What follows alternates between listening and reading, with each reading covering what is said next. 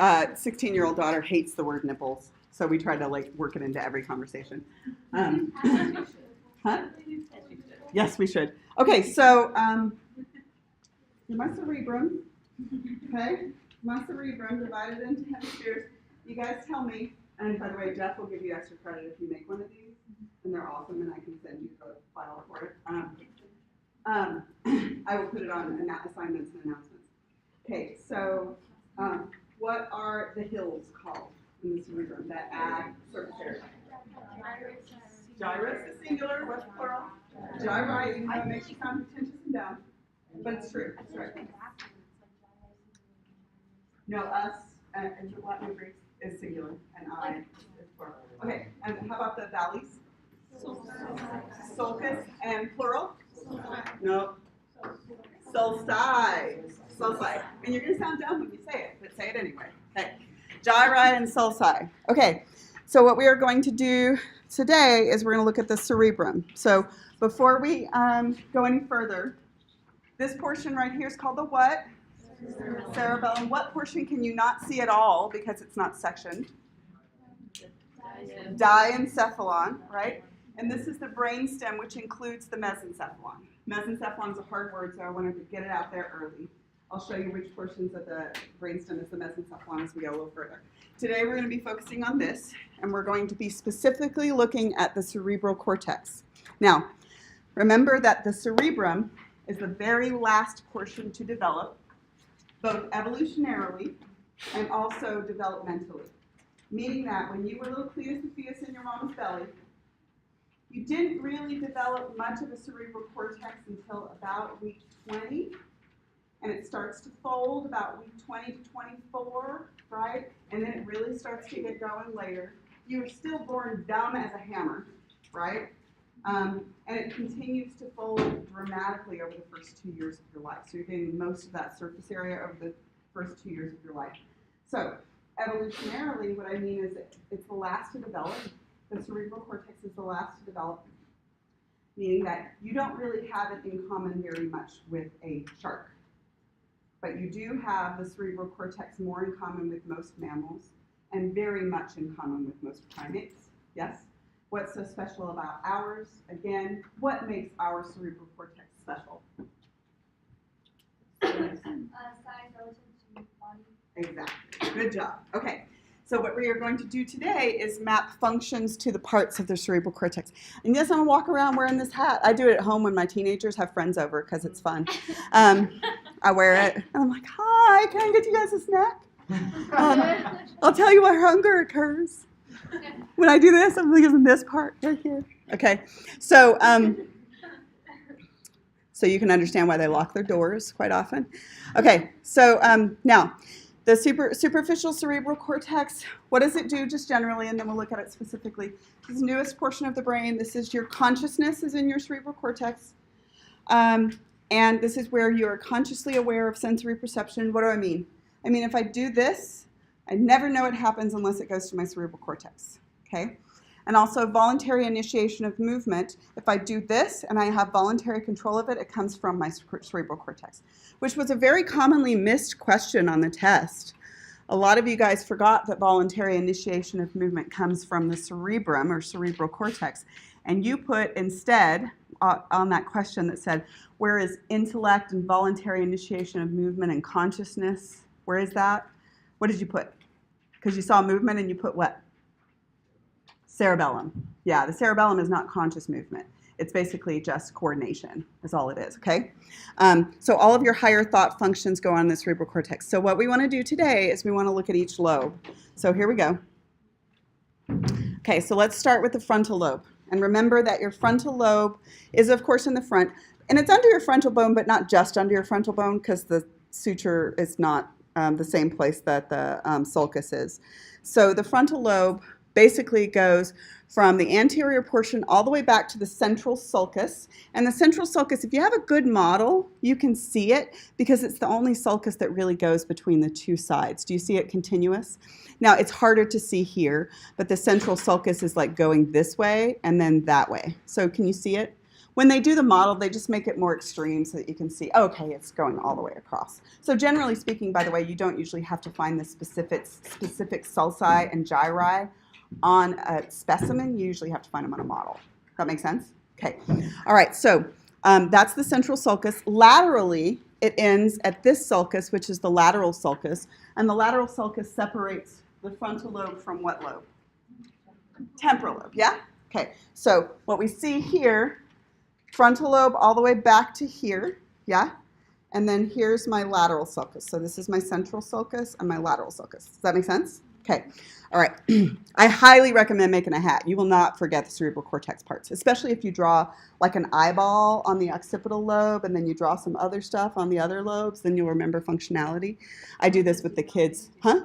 What? We just need to email you. No, I'll put it under assignments and announcements. If you email me to remind me to put it up there, I will. Okay. It might already be on the lab page, but I can't remember if I put it there. Okay, so let's talk about frontal lobe functions. Frontal lobe is super duper duper duper interesting to me. It's my favorite. Okay. The frontal lobe is the last part of the last part to develop, right? So we know that the cerebrum is the last part to develop. And everything pretty much develops spinal cord, brain stem, and then diencephalon, and then cerebrum, and then this part is the very last part to develop. And the last part of the last part to develop is the anteriormost portion of the frontal lobe called the prefrontal cortex. Okay, so let's talk about frontal lobe function generally first, and then we'll talk about prefrontal cortex. So frontal lobe function, this is the executive. They say executive functions. What the hell do I mean about executive functions? Think about the executive. What do? They decide what happens, when it happens, how much it's worth to you, what you shouldn't do, when you should do it, right? What short-term goals you should put off to get long-term goals. That's executive functions, right? Your intellect, most of your personality is up here, okay? So let's talk about the prefrontal cortex specifically, this anterior-most newest portion of the brain. The absolute newest portion of the brain is the portion that does not continue or complete its development until you're, in females, around 23, and males around 25, and there's a reason that it actually needs to develop so late. We'll talk about that in just a second. So what does the prefrontal cortex do? This is your planning, your reasoning, your judgment, your personality, your intelligence, and your social skills. Why does this develop so very late? In part, because it needs to take in external information. It doesn't just need genetic information, because aren't social skills different in different environments?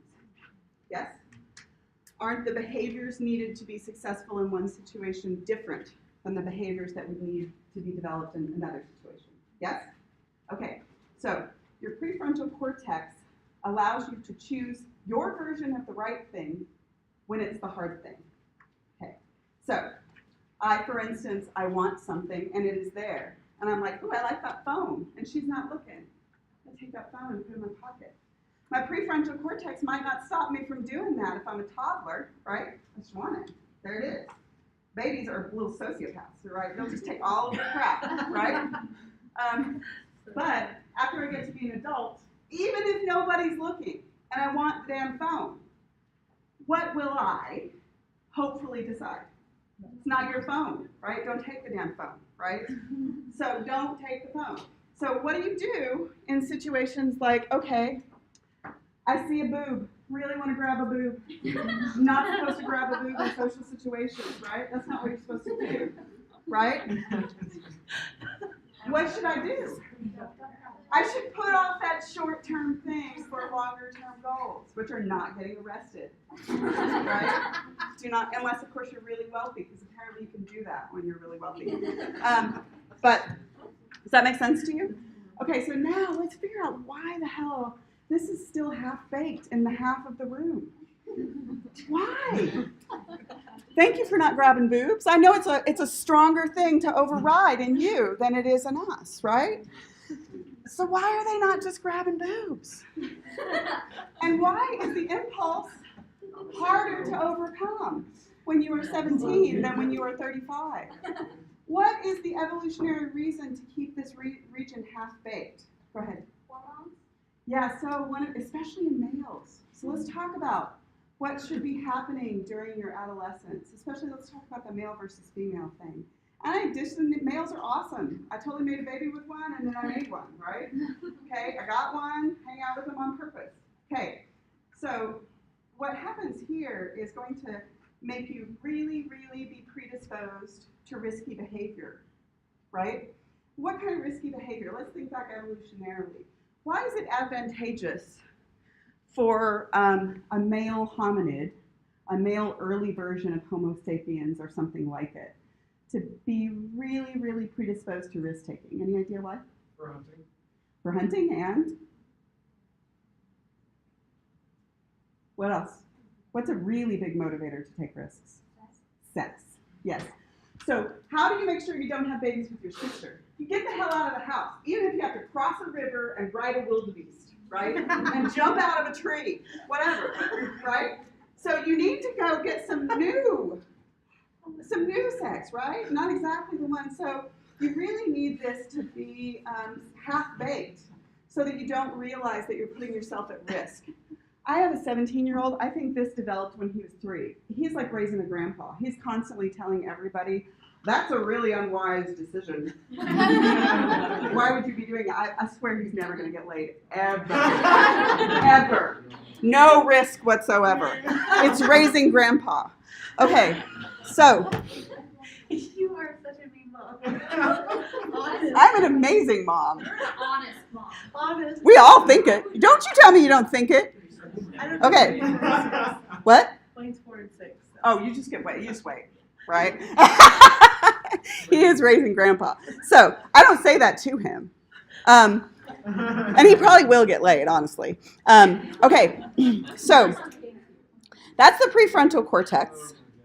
And in these guys, it is not done yet, right? So personally, I wouldn't let any of you guys vote until you were 25, but that's just me. Although right now, I probably wouldn't let the old people vote because they're just jacking everything up. Okay, so now, luckily, they don't let me make any rules at all, so you're fine. So now, what else is in the what else is in the frontal lobe? Let's look here. Okay. So what else is in the frontal lobe are 2 other things. So you got your prefrontal cortex way up here, last thing to develop. You've got this guy right here. Do you see that?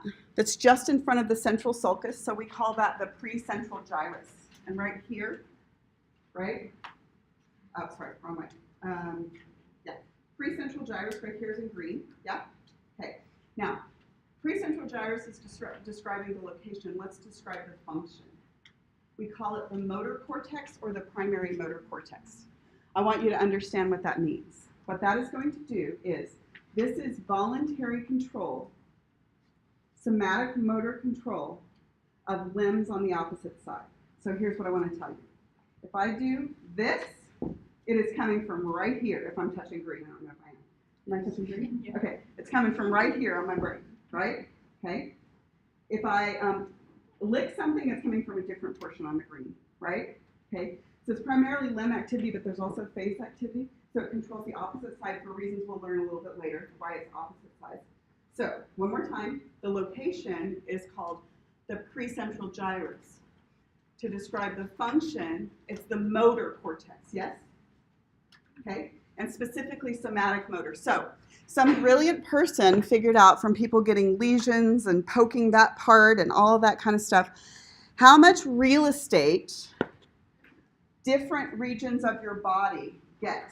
So you guys tell me, how much do you think your hand would get for motor control versus, for instance, the muscles of your back? What gets more real estate? Your hand, yes, because you have more fine motor control over it, right? How about facial muscles? You get a lot of motor control over facial muscles, yeah? How about my gluteus maximus? Not a whole lot of surface area. You're not going to write any poetry with that thing, right? Unless you're Shakira. I don't even know what the hell's happening there. But I am envious, I got to tell you. Okay, so now let's talk about this. Okay, primary motor cortex. So do you see where we are right here? Okay, so what they're showing you is how much surface area, how much real estate you devote to each thing. Look at the face. Okay, Why so much motor control over the face? Because this is really important for social interactions. If Amy's telling me a story and I'm not doing a damn thing except change my facial expressions, it's really important for social interactions, right? And we are a very, very social species, and there's a lot of communication that goes on. Have you ever watched like an amazing actor? Like, have you ever watched Kevin Spacey? Kevin Spacey can move like one little eyeball, like one little muscle in his eyeball, and you're like, oh damn! He's got a waste to everything. And he is, right? Oh, that's so good. What's the drama that he's on? The presidential one? House of Cards. Oh my God, he's so good in House of Cards. I'm so scared of him, and he doesn't even do anything. Of course, he has killed a bunch of people in that show, too. Okay, notice that you don't get a whole hell of a lot of real estate devoted to, like, your knee. And you don't get any devoted to your genitals. You can't do much with them. They're just there, right? Motor activity. They don't dance. They don't do anything, right? They're just there. Okay, so now, some brilliant person who I admire decided to make a model that shows proportionally how much brain maps to how much of the region of the body. This is called the motor homunculus. So look how much brain is controlling your hands. Look at your junk. Your junk is sad. And this. Look at your face. Your face has an awful lot, right? So this is called the motor homunculus. I desperately want this model. So when you decide that I changed your life for the better and you want to buy me a present, I want this. Go ahead. So if you're a dancer, if you do a sport really well, do you like develop stronger parts of your brain almost to control your body? They still get the same area. What they end up with is more synapses in the area. Yeah? Does that make sense? Okay. Okay, so this is the motor homunculus. Everybody okay with that? Okay, so specifically, one more time, what is this location called? Location. Precentral gyrus. And its function is described by what phrase? The motor cortex, yes? Okay. And what kind of motor is it? Somatic or autonomic? Somatic. Yeah, it's somatic motor. Does that make sense? Okay. All right. So, and then the last part on this is one little part that's only on the left side of your brain, okay? And 80% of it sits only on the left side of the brain. Do you see it right there? Okay. This purple area right here would only be on the left side, and it would be right about here, right? Almost all the way back to the precentral gyrus, right? Right above the temporal lobe. On the left side of our brain is this area that we call Broca's area, because he found it. So let me tell you about Broca's area, and then I'll tell you what happens when it breaks. Broca's area is related to speech, but it's related to a specific thing about speech. First, let me talk about how freaking cool and magical speech is and complex. With speech, let's just think about nouns, not even verbs. With speech, what you are doing is you are taking an idea or an object, right? And you are making a symbol for it. Yes? Symbol for it is either the language that you can speak or the language that you can write, or both, right? And you are able to produce that symbol and bring up that idea in the other person. That's freaking awesome, right? It's amazing. We are one of the only species that can do it. Okay, whales can do it too. We don't know the degree to which they can do it, but we do know, for instance, that whales name their babies. Yes, don't kill a damn whale. That's evil. Okay, they name their babies. All of their babies have different names that are mapped continuously. If the baby disappears, they continue to produce their name until the baby comes back. They have a different name for the next baby. It's not like all of their babies get the same name. The baby has a name for the mom, okay? The baby has a name for the aunt and the grandma, okay? And they live in pods. So we're not the only ones that can do that. And that makes me think that there probably is a lot more complex language with them too, but we just don't have the ability to take their symbol and make it into an image in our head yet. Anyway, so language is really complicated, and it's pretty damn fascinating. So, yeah, there's some research if you want to look it up on whale language. It's pretty interesting.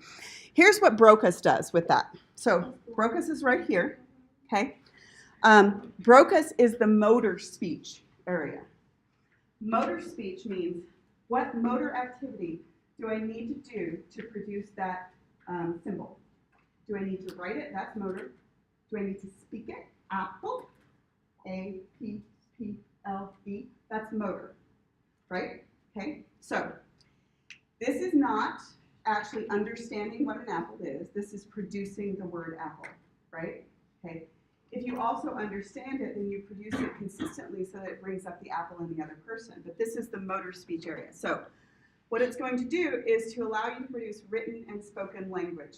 And if you damage that part, you have the idea, but you can't produce the motor activity. Does that make sense?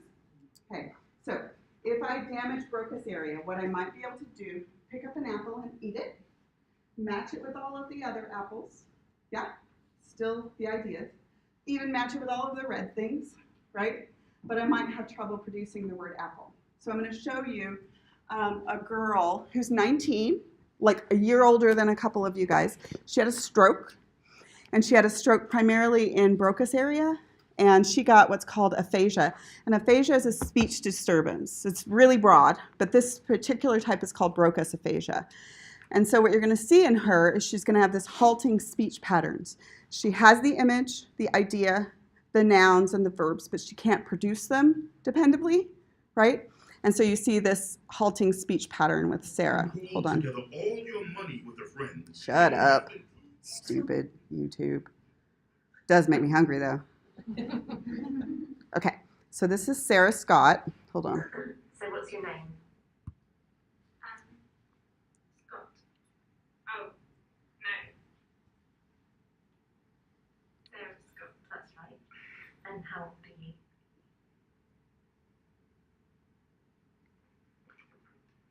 I can't. Try. I can't. You're 19. 19. And what happened to you? Stroke. You had a stroke last year. Yeah. And what happened? Can you remember what happened?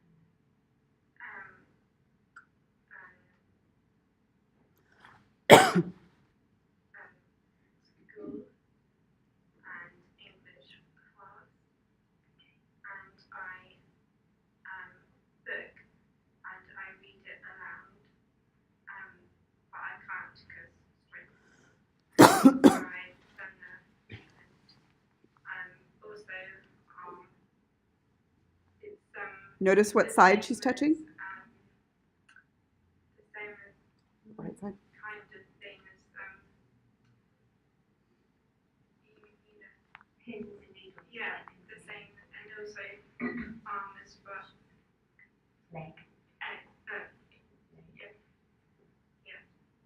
And what happened after the stroke with your speech? Well, I can't.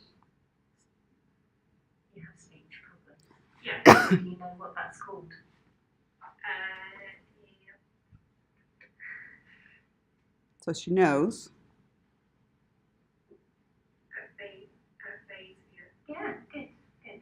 I haven't heard you say the word before. I write it down. And that helps. Yeah. Okay. So you are going to go to university. What are you doing now? What do you do now? Every day. Oh, speech. Speech. Therapy. Yeah. Okay, so that's Sarah. Sarah gets better quite a bit. If you look up Broca's aphasia, you'll see her 7 years later. She's regained a lot of the functionality. She doesn't regain the part, but your cerebral cortex is able to map out that function to another part. It's basically going to farm it out to another part of the cerebral cortex, and she regains a lot of her functionality. Go ahead. So my cousin's autistic, and he like can't. He's like severely autistic, but then our other cousin is also autistic, but he can speak while the other can't. So is there like a degree to which the Broca's will? So autism has been mapped to about 8 different parts of the brain. And we will talk a little bit about autism as we go through, and then I'll give you a really good resource to look at it. But the answer is that we don't know all of the answers with autism. We do know some of them now, and I'll give you a really good resource. Go ahead. So when I had stroke patients, they would know that they were talking This is a different one. Go ahead. Stroke patients, go ahead. Oh, okay, so there's different. There's a different kind of aphasia, and it might be more similar to the stroke patients you have. So Yeah. let me get to that one in just a Okay. second. Go ahead. How would this affect her if she tried to learn like sign language? 'Cause that's It's still not- motor. Yeah. Interestingly, they can't do sign language either. So it's the motor speech area. It's taking an idea and making it available to another person. Go ahead. What about the ones you hear that have a stroke or a traumatic brain injury and they're comatose or whatever, and they speak another language that they I have no idea what's going on there. I don't at all. Go ahead. How come it's easier for her to write down? It seems to be where it affects in Broca's area. And if it destroys the entire Broca's area, they can't usually produce it in any way, shape, or form. Sometimes it's easier to write, and sometimes it's easier to speak, and sometimes it's different for different situations. But Broca's area it's a little chunk, and her stroke didn't destroy all of Broca's area, is what happened. Okay, so now let's talk briefly about autism. There's no way that I have enough expertise to do autism justice. I have autism rampant in my husband's family. My husband's brother, his uncle, and every single firstborn male in my son's generation is either on the spectrum or slightly off the spectrum. It's more likely in males than it is in females. So, what does autism have to do with the frontal lobe? One of the things that we know that autism has to do with the frontal lobe is that the frontal lobe does some nonverbal learning, okay? So how does your baby learn most easily that the square block goes in the square hole? They can figure it out, right? But what's the fastest way for them to learn it? To imitate it, right? Okay. So imitation is a really, really big part of nonverbal learning, okay? And imitating emotion is a big part of developing empathy, okay? And how most of us develop empathy is, even though I don't feel it when somebody falls down, and for a long time they don't even understand that when I fall down, I hurt, you fall down, you hurt. That happens very, very late, okay? But if I fall down and my mom picks me up and cuddles me, right, and says it's okay, then that maps in most development to my little boy. Stuffed animal falls off of something, he picks up the stuffed animal and goes, oh, baby, right? And why does he do that? He does it because he's imitating, right? Okay, now, what happens in kids who are autistic is that develops differently. They do not have a lack of empathy. They have a different development of empathy. And I'll just tell you, like, the story that I know. And this is different because autism is so broad. So I'll tell you the story that I know. So my husband's brother, Rick, this is his older brother, is autistic. He's pretty high-functioning autistic. He can, like, hold a job, but not a high-powered job, you know. And he gets a lot of assistance in different ways. But, you know, he can take care of himself, generally speaking.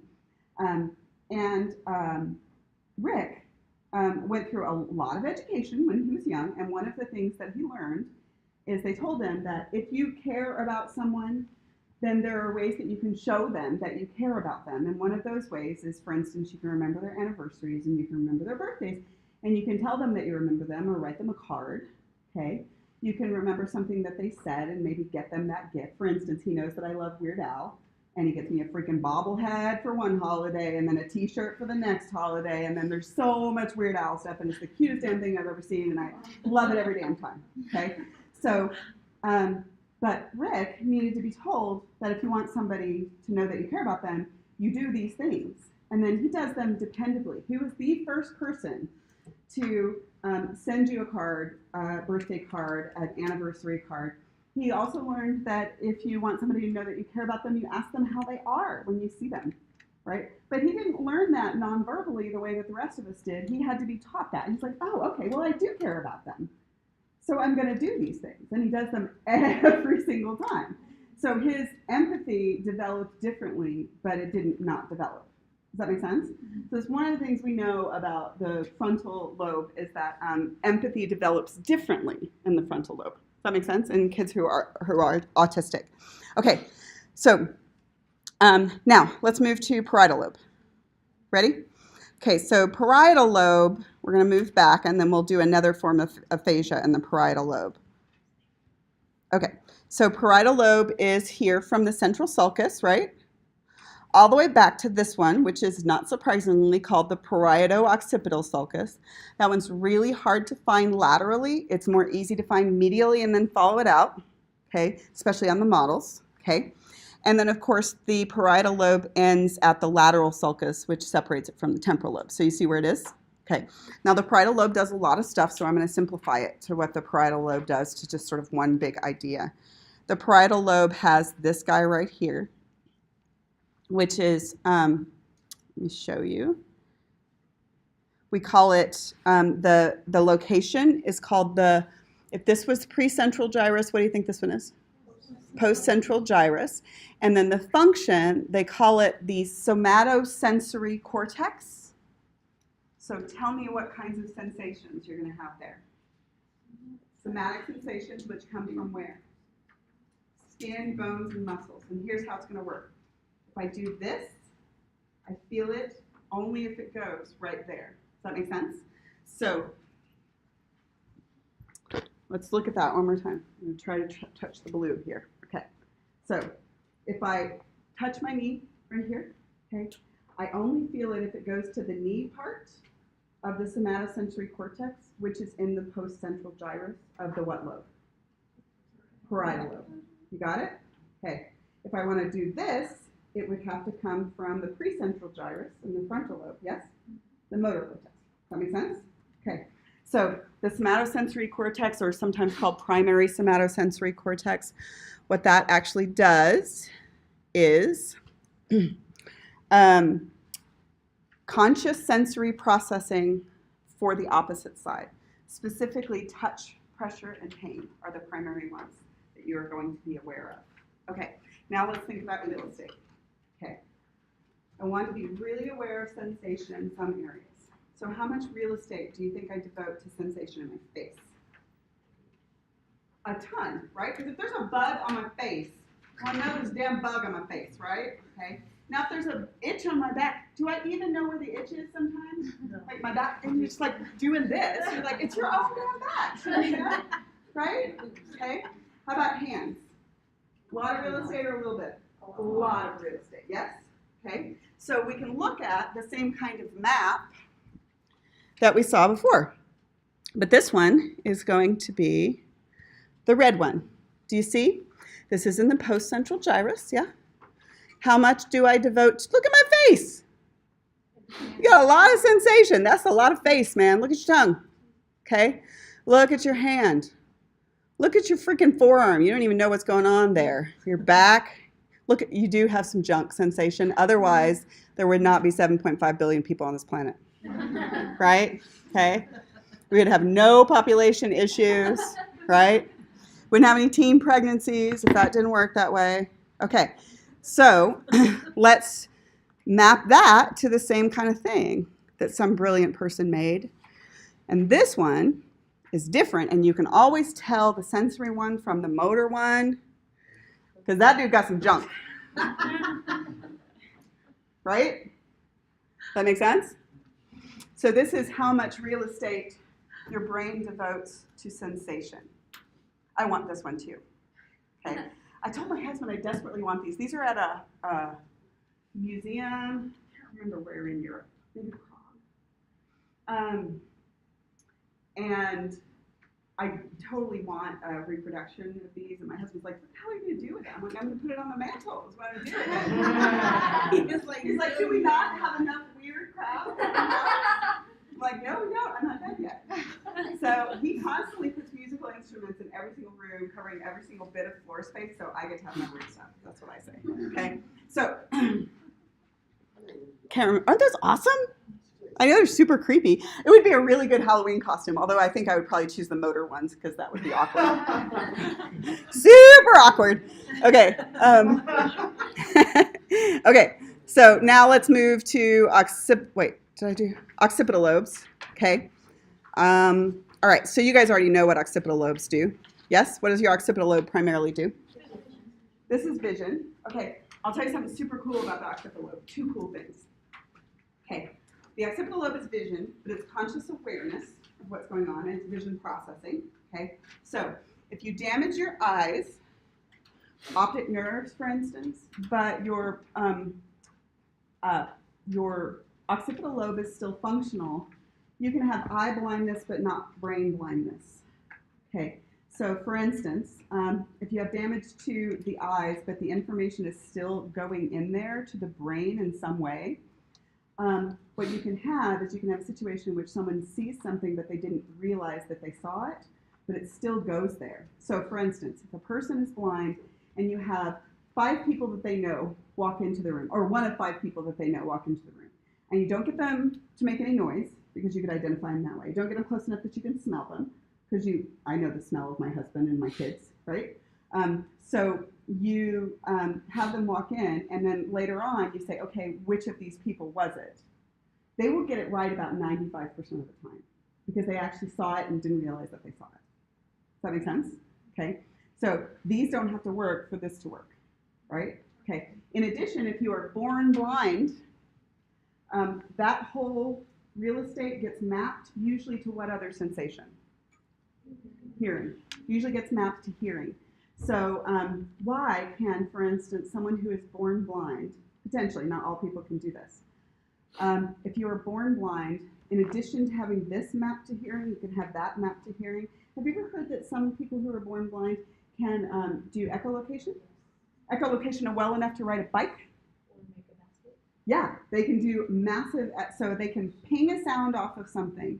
And is their sensation that much better? No, it's not their sensation. It's the real estate that they have devoted to interpreting the massive amount of information in their sensations. Does that make sense to you? Okay. So if you stuck them in an fMRI and had them listen, instead of just these lighting up, that lights up too, right? And it works best when that happens in infancy, not when it happens later. When it happens later, you can map a little bit of it to hearing, but not as much. Go ahead. What happens in the occipital lobe with like hallucinations? So like schizophrenia or drugs? What happens is there is a gateway inside your brain that decides how much of that information is going to go to your cerebral cortex.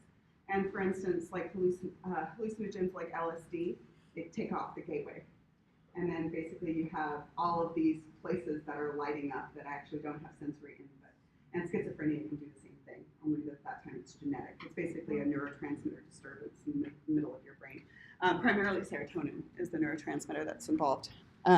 All hallucinogens that we've ever found, except for one, are serotonin-based. So magic mushrooms and LSD and all of those kinds of things are serotonin-based. Okay, let's do temporal lobe. Temporal lobe is here, yeah? Temporal lobe, I added one word to it because I forgot to, I just wanted you guys to have a blurb on each one. So this one was, of course, vision, and parietal lobes were sensation, but here I want you to know it's hearing, smell, but also language. So language is complicated, so don't be confused if it gets in multiple places, okay? This is going to be a different part of language. Okay, so you're in your temporal lobes now, and hearing is in temporal lobes, which is easy to remember because that's where your ears are, right? Smell is in temporal lobes as well, but then also another part of language, a different part. So let's try to understand this part of language. The other part of language, this is specifically speech processing and language comprehension. This is imparting meaning to the symbols that you make, or understanding the meaning of the symbols that somebody else is producing, right? So if you have this problem, what you can do is you can look at an apple, and you cannot produce the word apple, and you cannot understand when they say the word apple, okay? So what you have done is you have lost the ability to put the right symbol with the right idea. Now, you might look at it and you might say 12, 52, 17, yes, green, tomorrow. You can produce words continuously, but they are devoid from the meaning that you intended. Does that make sense to you? Okay. So this is not motor speech. So you are able to talk, but what you can't do is you can't produce the right words dependably. Okay. Super duper frustrating, and I've got one to show you with this one as well. Specifically, the area of the temporal lobe that does that is right back here. Let me show you where it is. It actually looks like it's almost in the parietal lobe. Do you see it? This area right here is called Wernicke's area, which is apparently how you pronounce it in German. Somebody corrected me last time. But I'm a redneck, so you know I'm going to pronounce it Wernicke's. Wernicke's. So this is, it's right back here. Wernicke's area, which is how you pronounce it. Wernicke's area, and this one is imparting meaning to the words. So if you had a lesion or stroke in Wernicke's area, what would happen is you will just keep talking, and you will not be able to produce the words you intended to produce. So I'll show you a video of an absolutely charming guy with Wernicke's aphasia.